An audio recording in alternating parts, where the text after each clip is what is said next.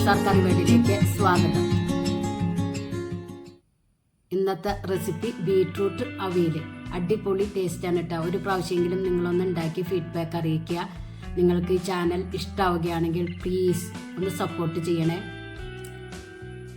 അതിനായി ഒരു വലിയ ബീട്രൂട്ട് ഇതുപോലെ കട്ട് ചെയ്തെടുക്കുക. അതിലേക്ക് ഒരു പച്ചമുളകും ഇതുപോലെ കട്ട് ചെയ്ത് ആഡ് ചെയ്യുക.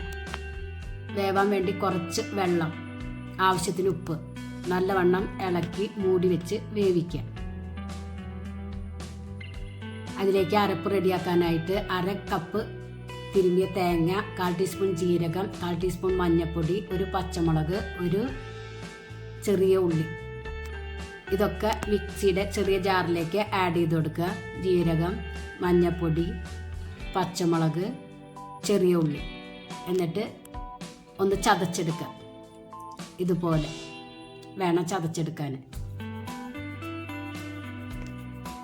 ബീട്രൂട്ട് വെന്തതിന് ശേഷം അതിലേക്ക് ഈ അരപ്പ് ആഡ് ചെയ്ത് കൊടുക്കുക. മിക്സിയുടെ ജാറിൽ കുറച്ച് വെള്ളം ഒഴിച്ചിട്ട് അതും ചിറ്റിച്ചു കൊടുക്കുന്നുണ്ട്. എന്നിട്ട് നല്ലവണ്ണം ഇളക്കി യോജിപ്പിക്കുക. ഒരു 2 മിനിറ്റ് മൂടി വയ്ക്കുക. അരപ്പിൻ്റെ പച്ചക്കുത്ത് വിടാനാണ് മൂടി വയ്ക്കുന്നത്.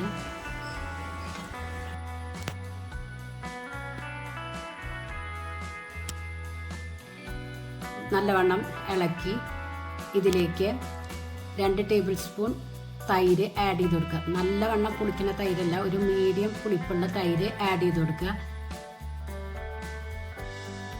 എന്നിട്ട് പുളി ഒന്ന് ചെക്ക് ചെയ്യുക. കുറച്ച് പോരാത്തതുകൊണ്ട് ഞാൻ 1 ടീസ്പൂൺ കൂടിയും ആഡ് ചെയ്ത് കൊടുക്കുന്നുണ്ട്.